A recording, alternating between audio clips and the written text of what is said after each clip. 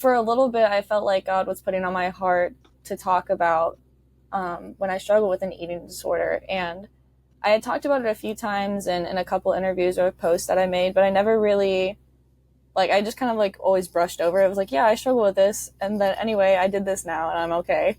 And I know that there are so many people that need to have a message of hope when it comes to that type of thing. I see people all over social media struggling with eating disorders, and it's kind of gotten to a point where it's glorified. And since everything is kind of coming back into like trend with the music from like the early 2000s, that like very bad skinny trend is coming back, where like it is so bad for not just women's self-image but also men. And I think now we're at a point where people are understanding that, but it's still, people are talking about their struggles, but they're not talking about getting better.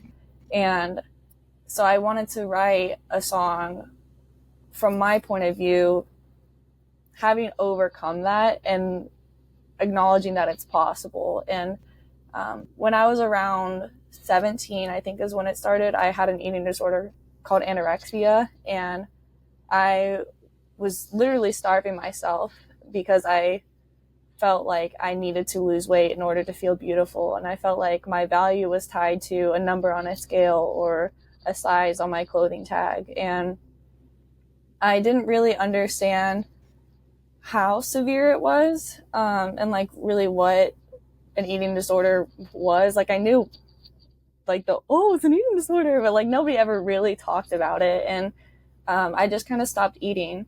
And if I did eat, I would find ways to kind of punish myself and like not eat for a longer time to kind of balance that out. And my dad was the one who finally like saw it for what it was, and he had seen it for a little bit, and like he would bring it up to me like, hey, like you need to eat, like this is not cool. And I'd be like, oh yeah, sure. And I would find a way to kind of push it off.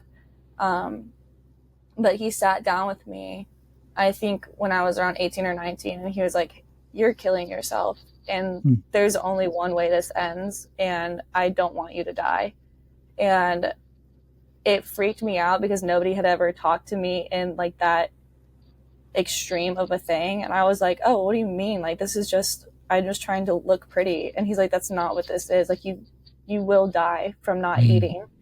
And we kind of had talked about if I should go to one of those like rehabilitation centers for people with eating disorders. And I was so scared to do that. I did not want to do that at all. And so he made me promise that if we started working on it together and things didn't get better, that I would agree to go to some center like that. And I think at first that was literally the only thing pushing me to get better, because I was so scared of being like shipped off to some thing.